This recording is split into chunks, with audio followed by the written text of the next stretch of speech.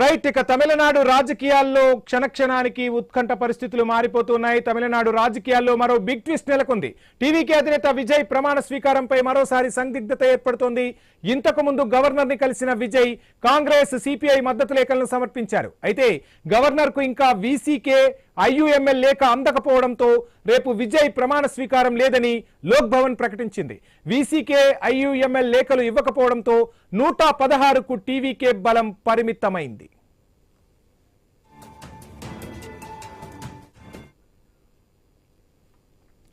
Right ఇక big breaking చూస్తున్నాం. తమిళనాడు రాజకీయాల్లో మరో బిగ్ ట్విస్ట్ నెలకొంది. టీవీకే అధినేత విజయ్ ప్రమాణ స్వీకారంపై మరోసారి సందిగ్ధత ఏర్పడింది.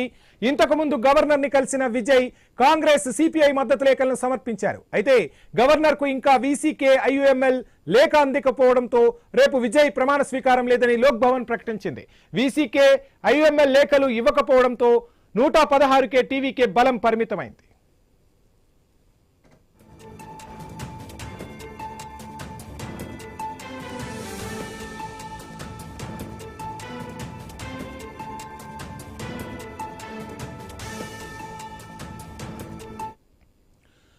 రైట్ ఇదే అంశానికి సంబంధించి ఫుల్ డీటెయిల్స్ మా ప్రతినిధి గోపినాథ్ అందిస్తారు. గోపినాథ్, ఊహించినట్టుగానే పరిణామాలు మరలా మారుతూ ఉన్నాయి. తమిళనాడు రాజకీయాల్లో ఇది బిగ్ ట్విస్ట్ గానే చూడాల్సి ఉంటుంది. ఇక రేపు ప్రమాణ స్వీకారం అనుకుంటున్న తరుణంలో కూడా లోక్ భవన్ మరోసారి షాక్ ఇచ్చింది. సో ఏంటి లేఖలు ఎప్పట్లోగా అందే అవకాశం ఉంది? లేఖలు ఇవ్వడానికి వాళ్ళు సుముఖంగానే ఉన్నారా? అసలు ఏం జరుగుతుంది? మరలా ట్విస్ట్ల మీద ట్విస్టులు చోటు చేసుకునే అవకాశాలు ఉన్నాయా? వంశీ, ఎవరు ఊహించలేదు మళ్ళా ఈ రకమైనటువంటి ఇబ్బందులు టీవీకే పార్టీకి వస్తాయని. అయితే సరైనటువంటి సమయంలో ఆ లేఖలు రాని కారణంగా వీసీకే పార్టీ నుంచి కావచ్చు, అదేవిధంగానే ఈ ఐయుఎంఎల్ పార్టీ నుంచి కూడా లేఖలు రాని కారణంగా ఈ రకంగా కాస్త సందిగ్ధంలో పడినట్టు తెలుస్తా ఉంది. అయితే దీనికి సంబంధించి గవర్నర్ కార్యాలయం కూడా ఎక్కడ కూడా రేపు ప్రమాణ స్వీకారానికి మేము ఇంకా కూడా ఇన్వైట్ చేయలేదు టీవీకే పార్టీ అధినేత అంటూ కూడా వాళ్ళు కూడా క్లారిటీ ఇస్తున్నారు. కానీ వీళ్ళు చకచక నెహ్రూ ఏదైతే స్టేడియంలో పెద్ద ఎత్తున రేపు ప్రమాణ స్వీకారం చేసుకోవడానికి పెద్ద ఎత్తున ఏర్పాట్లు చేసుకుంటున్నారు. అదే స్థాయిలోనే పెద్ద ఎత్తున ఇన్వైట్ చేస్తున్నారు. అంటే తెలుగు చాలా ప్రాంతాల నుంచి కూడా రాజకీయ ప్రముఖులు వీళ్ళందరినీ కూడా పార్టీ అధినేత వీళ్ళందరూ ఇన్వైట్ చేస్తున్నారు. సో ఈ రకంగా అంటే ఇది ఎక్కడో అంటే ఫెయిల్యూర్ అవుతుంది అనేదే ప్రధానంగా ఒక చర్చ అయితే నడుస్తా ఉంది. ఎందుకు ఈ రకంగా యూటర్న్ తీసుకుంటున్నారు అనే దానిపైన ఎవరు ఒత్తిడితో ఈ రకంగా యూటర్న్ తీసుకుంటున్నారు అంటూ కూడా ఇప్పటికే టీవీకే పార్టీకి సంబంధించినటువంటి నేతలు చాలా రకాలుగా అంటే ఆవేదన వ్యక్తం చేస్తున్నారు. అంటే అంటే నిన్న ఇప్పటి వరకు కూడా ఈ 2-3 రోజుల నుంచి కూడా జరుగుతున్న పరిణామాలు చూస్తే చాలా బాధ, చాలా ఆందోళన కలిగించే అంశాలు.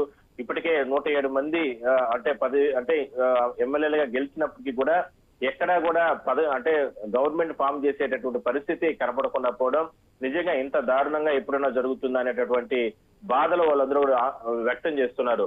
అయితే నిన్నంతా కూడా ఎంతో అంటే ఈ పార్టీలకు సంబంధించి డిఎంకే పార్టీ ఇంటర్నల్ గా సపోర్ట్ చేసినప్పుడు కూడా ఈ స్థాయిలో అంటే సిపిఎం సిపిఐ వీళ్ళందరూ కూడా సపోర్ట్ చేసినప్పటికీ కూడా చివరి క్షణంలో ఈ అవకాశాన్ని ఆయన అంటే విజయ్ చేజించుకుంటున్నారు అనేటువంటి పరిస్థితులు కూడా అంటే కనపడుస్తున్నాయి. సో మొత్తం మీద చూస్తే మాత్రం ఇదంతా కూడా జరిగేట కనపడలేదు అనేటువంటి మాటలు వినపడుతున్నాయి. అయితే ఎందుకు ఎవరు ఇందులో ఇన్వాల్వ్మెంట్ అయ్యారు, ఎందుకు రాజకీయ పరంగా ఏదైనా సరే అంటే విజయ్ని ఇబ్బంది పెట్టడానికి ఎవరైనా సరే ప్రయత్నాలు చేస్తున్నారా, ఇట్లా రకరకాల అనుమానాలు అనేది వాళ్ళకి అంటే కేవలం గవర్నర్ కార్యాలయం నుంచి అంటే ఇవాళ సాయంత్రం 6:15 గవర్నర్ కార్యాలయానికి విజయ్ చేరుకోవడం జరిగింది. పూర్తి జాబితాతో సిద్ధం చేసుకుని అంటే సిపిఎం కావచ్చు, సిపిఐ కావచ్చు, ఇట్లా వీసీకే కావచ్చు, ఇట్లా ఐవీఎంఎల్ కావచ్చు, ఇట్లా కాంగ్రెస్ పార్టీ వాళ్ళ సొంత పార్టీలకు సంబంధించి 107 మంది ఎమ్మెల్యేలు వీళ్ళందరూ కూడా జాబితా సిద్ధం చేసుకుని అక్కడ ఇచ్చిన తర్వాత రిటర్న్ వచ్చిన గంటల వ్యవధిలోనే ఈ రకమైనటువంటి మార్పులు ఎందుకు చెందాయి, ఎందుకు ఈ పార్టీలన్నీ కూడా యూటర్న్ తీసుకుంటున్నారు, ఎందువల్ల ఈ రకమైనటువంటి అనిశ్చితిని తీసుకొచ్చే ప్రయత్నం చేస్తున్నారు. రాష్ట్రంలో మాకు పూర్తి మెజార్టీ అంటే ఆల్మోస్ట్ 99% మెజార్టీ రాష్ట్ర ప్రజలు, మహిళలు, ఇట్లా పెద్దలు అందరూ కూడా దాదాపుగా 4 కోట్ల పైన. చెప్పండి వంశీ. చూస్తున్నాం నిజంగా ఒక రకంగా చెప్పాలంటే ఒక సముద్రపు అలలాగా ప్రస్తుత తమిళనాడు రాజకీయాల్లో విజయ్ పరిస్థితి కనిపిస్తోంది. సో అలా ఎంత ఉవ్వెత్తున ఎగిసి పడుతుందో అంత తొందరగా కింద పడిపోతున్న పరిస్థితులు, కింద పడేస్తున్న పరిస్థితులు కనిపిస్తున్నాయి. ఓవైపు స్టాలిన్ కూడా క్లియర్గా చెప్తూ ఉన్నారు, తమిళనాడు రాజకీయాలకు సంబంధించి తమిళనాడులో అభివృద్ధి సంక్షేమాలు కొనసాగాలంటే ప్రభుత్వాన్ని ఆహ్వానించండి అని చెప్పి అటు స్టాలిన్ చెప్తూ ఉన్నారు, ఇటు టీవీకే మద్దతు కూడగట్టే ప్రయత్నం చేసింది. ఇక ఈవినింగ్ జరిగిన పరిణామాలను చూస్తే వామపక్ష పార్టీలు మద్దతు ఇచ్చాయి, మాకు ఎటువంటి మంత్రి పదవులు అవసరం లేదంటూ అక్కడ వాళ్ళు ఒక కీలక వ్యాఖ్య కూడా చేశారు. కొన్ని మతతత్వ శక్తులను అడ్డుకునే ప్రయత్నం కోసమే మేము ఈ రాజకీయానికి తెరలేపామంటూ వాళ్ళు చెప్పిన పరిస్థితి. సో ఆ మతతత్వ శక్తులు మొత్తంగా ఈ అంశం అనేది ఇప్పుడు కీలకం కాబోతుంది. అంటే జరుగుతున్న ప్రతి ట్విస్ట్ వెనక ఆ మతతత్వ శక్తులు అన్న వర్డ్ ఉందా, వారులే ఈ నాటకాన్ని రక్తి కట్టిస్తున్నారా అన్న వాదనలు కూడా ప్రజల్లో బలపడుతూ ఉన్న పరిస్థితి. దీనికి ఎవరో ఒక క్లారిటీ ఇవ్వాల్సిన అవసరం ఉంటుంది. అసలు ఏం జరగబోతుంది అనుకోవచ్చు. గోపీనాథ్, ప్రధానంగా వాళ్ళు చెప్తున్నటువంటి అంశం అదే విధంగానే ఇప్పుడు ఈ విషయానికి సంబంధించి ఇప్పుడు జరిగినటువంటి ఈ గంట 2 గంటల వ్యవధిలో జరిగినటువంటి పరిణామాలు చూస్తే ఆ రకంగానే ఇప్పుడు అందరూ కూడా భావిస్తూ వస్తున్నారు. అంటే పూర్తి స్థాయిలో కూడా మద్దతు వచ్చేసిన తర్వాత కూడా ఏదో ఒక లింక్ పెట్టి ఏదో ఒక ఇష్యూ రైట్ ఇక్కడ మనకు లేటెస్ట్ బ్రేకింగ్ అందుతోంది. విజయ్ కు మద్దతుపై వీసీకే షరతులు విధిస్తోంది Gopinath. Deputy CM post demand చేస్తుంది VCK. So deputy CM post ఇస్తేనే ఆ లెటర్ ఇచ్చే సూచనలు కూడా కనిపిస్తున్నాయి. ఐయుఎంఎల్ ఎటువంటి డిమాండ్లు చేస్తుందో చూడాలి. మొత్తంగా డిప్యూటీ సీఎం పదవి కోరుతోంది వీసీకే. ఇక్కడ అందరికీ కూడా 2 సీట్లే ఉన్నాయి. సో 2 సీట్లు ఉన్న పార్టీలే డిప్యూటీ సీఎం పదవులు కోరితే ఏ రాజకీయం అనుకోవాలి, ఎటువంటి పరిణామాలు జరగబోతున్నాయి, మిగిలిన పార్టీలు కామ్గా ఉండే పరిస్థితులు ఉంటాయా, ఇక్కడ వామపక్షాలను ఎందుకు మిగతా పార్టీలు స్ఫూర్తిగా తీసుకోలేకపోతున్నాయి, ఈ చిన్న పార్టీల వెనక కూడా ఏదైనా పెద్ద హస్తం దాగి ఉందా, మొత్తంగా విజయ్ ఇంకా ఎన్ని అవరోధాలను ఎదుర్కోవాల్సి ఉంటుంది. అంటే వీటన్నింటినీ కూడా మనం చూస్తే బాలారిష్టాలుగా ఇవన్నీ కనిపిస్తూ ఉన్నాయి. సో ఎలా చూడొచ్చు అంటారు? ఖచ్చితంగా, ఎందుకంటే ఆల్రెడీ సిపిఎం గానీ సిపిఐ గానీ వాళ్ళు ఆల్రెడీ క్లారిటీ ఇచ్చేశారు, మాకు ఎటువంటి పదవులు అవసరం లేదు, మంత్రులు అవసరం లేదంటూ కూడా. కానీ అంటే ఇప్పుడు ఉన్నటువంటి లేటెస్ట్ అప్డేట్ ప్రకారం వీసీకే పార్టీ ఇట్లా డిప్యూటీ సీఎం స్థాయి పదవులు అడుగుతున్నారు కాబట్టి ఇది చాలా దారుణంగానే భావించాలి. ఎందుకంటే 107 సీట్లు కైవసం చేసుకున్నటువంటి 99% లీడ్ లో ఉన్నటువంటి పార్టీ ఇవాళ ప్రభుత్వం ఏర్పాటు చేసే సందర్భంలో అంటే ప్రజల్లో సంబంధించినటువంటి ఎన్నుకోబడిన ప్రభుత్వాన్ని ఏర్పాటు చేయడంలో వాళ్ళు కీలకంగా భావించే సందర్భంలో ఈ రకంగా కేవలం స్వార్థం కోసం ఈ రకంగా కేవలం అంటే డిప్యూటీ సీఎంలు ఇవ్వాలి అనేటటువంటి ప్రతిపాదన తీసుకురావడాన్ని చాలా రకాలుగా ఖండించాల్సిన అవసరంగానే ఉంది. ఎందుకంటే ఇప్పటి వరకు అంటే పరోక్షంగా డిఎంకే సపోర్ట్ చేస్తుంది. అదే విధంగానే అంటే ప్రభుత్వం ఎందుకంటే రాష్ట్ర ప్రజలందరూ కూడా టీవీకే పార్టీని ఎన్నుకోదగ్గారు కాబట్టి ఆ ప్రభుత్వానికి కేవలం సంఖ్యాబలం లేని కారణంగానే ఈ రకంగా ఇబ్బందులు వస్తున్నాయి. కాబట్టి దీన్ని పూర్తి స్థాయిలో కూడా మనం సపోర్ట్ చేయాలని ఆలోచించారు. అందరూ కూడా ఆల్మోస్ట్ సపోర్ట్ చేశారు. బట్ ఏంటంటే టెక్నికల్ ఈ 118 సీట్లు అంటే 118 మంది ఎమ్మెల్యేలు మద్దతు ఉంటే తప్ప ప్రభుత్వ ఏర్పాటుకు ఆహ్వానం పలకలేనంటూ కూడా గవర్నర్ అంటే కార్యాలయం చెప్పింది. కాబట్టి ఆ రకంగా ఈ 2-3 రోజుల్లో కూడా పూర్తి పరిణామాల్లో ఆయన ఈ పార్టీలన్నీ కూడా కలుపుకునే ప్రయత్నం చేశారు. కానీ చివరి నిమిషంలో లెటర్ ఇచ్చే సందర్భంలో అంటే ఎక్కడ కూడా ఇవాళ ఉదయం నుంచి కూడా చాలా మంది టీవీకే పార్టీ కీలక నేతలందరూ కూడా వీసీకే పార్టీతో మంత్రాలు జరిపారు. అప్పుడెప్పుడు అక్కడెక్కడ కూడా రానటువంటి ఒక ఇష్యూని ఇప్పుడు లేటెస్ట్ గా తీసుకొని వచ్చి ఈ రకంగా డిప్యూటీ సీఎం స్థాయి పదవులు కావాలి, అప్పుడే మేము లెటర్ ఇస్తామనేది కూడా ఒక ఆలోచించదగ్గ విషయమే. ఎవరైనా సరే ఈ పార్టీ కేవలం 2 స్థానాలే వాళ్ళు కైవసం చేసుకుంది. అలాంటిది ఆ 2 స్థానాలు ఉదయం నుంచి ఇప్పటి వరకు కూడా డిమాండ్ లేనటువంటి వ్యవహారం ఇప్పుడు లేటెస్ట్ గా తీసుకొని వచ్చారు. అంటే సపోర్ట్ ఇవ్వకూడదు అంటే ఈ 3 రోజులు 4 రోజులుగా కూడా అంటే అధికారం దూరం చేయాలనే ఆలోచనతోనే చాలా మంది శక్తులు విజయ్ కి అడ్డుపడుతూ వచ్చారు. ఆ శక్తులే ఈ రకంగా అంటే ఏదైతే ఈ పార్టీలతో ఏదైతే ఈ వీసీకే పార్టీతో వెనకాల నుండి నడిపిస్తున్నారా అనేటటువంటి అనుమానాలు కూడా బలపడుతున్నాయి. అయితే ఏం జరుగుతుందనే దాన్ని మాత్రం చూడాల్సిన అవసరం అయితే ఉంది వంశీ.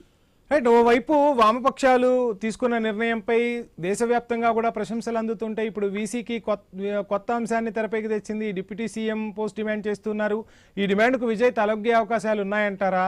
ఒక రకంగా విజయ్ని చూస్తున్నాం, గెలిచిన ఆనందం ఏమాత్రము లేకుండా చేయటంలో రాజకీయ పార్టీలు సిద్ధహస్తంగా మారిపోయాయి. సో ఎక్కడా కూడా చాలా చాలా సంయమనం పాటిస్తూ ఉన్నారు, చాలా కూల్గా పరిస్థితులను బేరేజ్ వేసుకుంటూ ముందుకు వెళ్తూ ఉన్నారు. సో ఎలా చూడొచ్చు అంటారు? అంటే ఇప్పుడున్న పరిస్థితుల్లో డిప్యూటీ సీఎం ఆఫర్ చేయాల్సిన పరిస్థితిని కల్పించారు. సో ఏం చేయబోతున్నారు అనుకోవచ్చు విజయ్? వంశీ, మొదటి ఈ 2 సంవత్సరాల క్రితం పార్టీ పెట్టినప్పటి నుంచి ఇప్పటి వరకు కూడా అతను ఈ పార్టీని నడిపించడానికి పడినటువంటి కష్టం ఒక ఎత్తి అయితే, ఈ 2-3 గంటల్లో జరుగుతున్నటువంటి కష్టం, మానసిక క్షోభ ఇవన్నీ కూడా ఒక రకంగానే కొనసాగుతున్నాయి. అంటే కేవలం అంటే ప్రభుత్వం ఏర్పాటు చేసుకోవడానికి అవకాశం ఇచ్చినటువంటి పార్టీలే లెటర్ ఇవ్వకుండా ఈ రకంగా ఇబ్బందులు పెడుతున్నారు అంటే ఏ రకంగా దీని వెనకాల ఏ రకమైన నిజమైనటువంటి రాజకీయం అనేది ఈ 2-3 గంటల్లోనే ప్రారంభమైంది. అంటే 3 రోజుల పాటు కూడా ఎన్నో రకాల ఇబ్బందులు, ఎక్కడా కూడా సపోర్ట్ లేకుండా, అంటే ప్రజలందరూ కూడా మద్దతు ఇచ్చి ఇంత పెద్ద ఎత్తున గెలిపించినప్పటికీ కూడా ప్రభుత్వం ఏర్పాటు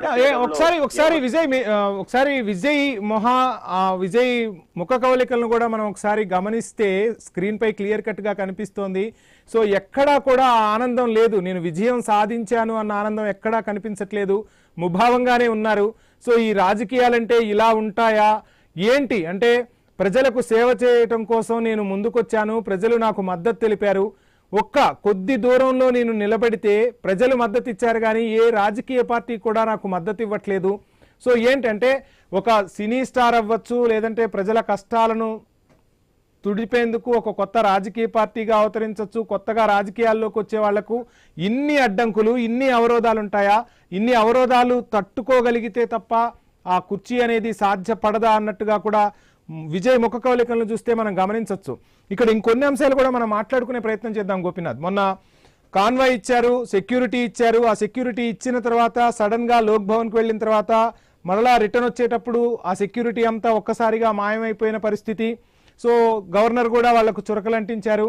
ఇక ప్రమాణ స్వీకారానికి సంబంధించి సిఎస్ కు సంబంధించి కూడా మీరు ఎలా నిర్ణయం తీసుకుంటారంటూ కూడా గవర్నర్ చురకలంటించిన పరిస్థితి. ఇవన్నీ కూడా మీరు చెప్తున్నట్టుగా ఎంత మానసిక క్షోభకు గురి చేస్తాయి. ఎలక్షన్ ఎదుర్కొన్నారు, ఫలితాలు సాధించారు, ఫలితాల తర్వాత ప్రభుత్వాన్ని ఏర్పాటు చేద్దామనుకుంటే మ్యాజిక్ ఫిగర్ కి కొద్ది దూరంలోనే ఆగిపోయారు.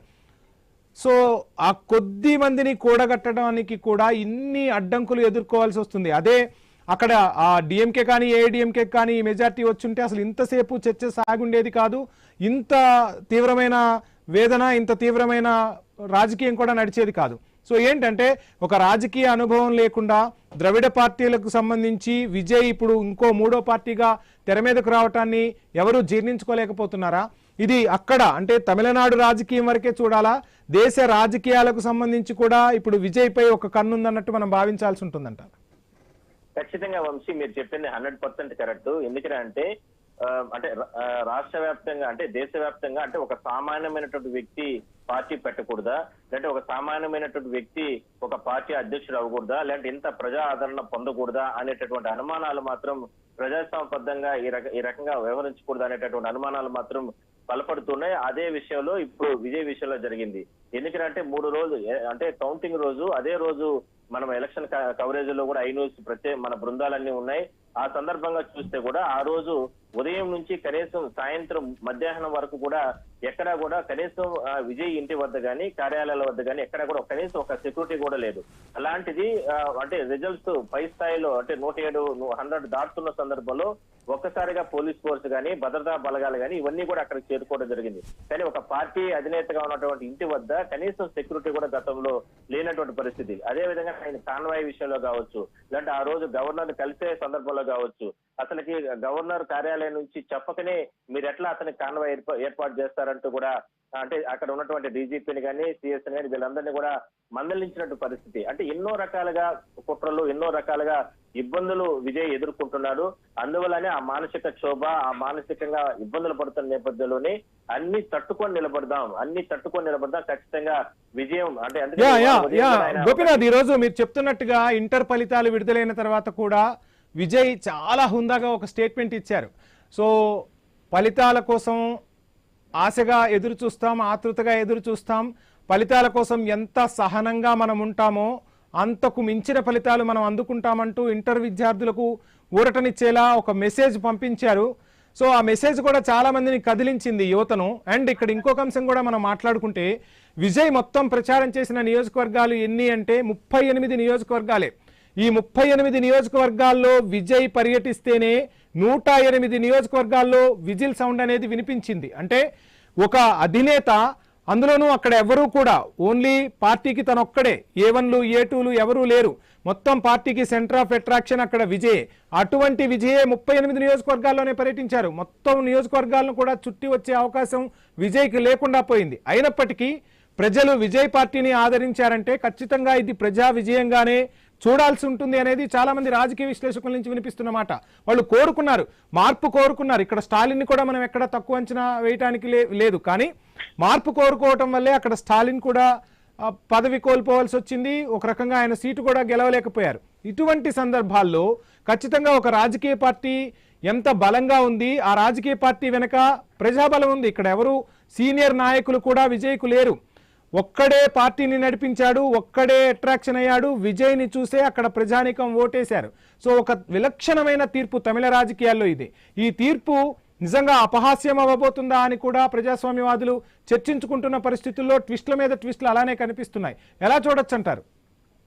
ఖచ్చితంగా వంశీ, మీరు అనేది 100%. ఎందుకంటే చాలా తక్కువ సమయం ఉంది కాబట్టి ఆ సందర్భంలో ఆయన ఎక్కడా కూడా రాష్ట్ర వ్యాప్తంగా తిరగలేదు. కేవలం కొన్ని నియోజకవర్గాల్లో కొన్ని ప్రాంతాల్లో మాత్రమే తిరగడం జరిగింది. అంటే ఒకసారి మీరు కానీ చూస్తే ఆ ఎలక్షన్ సందర్భంగా అంతకుముందు ఉన్న కేసుల ప్రకారం కూడా సరే సిబిఐ కేసులని రకరకాలుగా ఢిల్లీకి పిలిపించడం, ఢిల్లీలో ఇబ్బందులు పెట్టడం, ఇట్లా ఎన్నో రకాల దాన్ని కూడా డిస్టర్బ్ చేయడానికి చాలా క్రియేట్ చేశారు.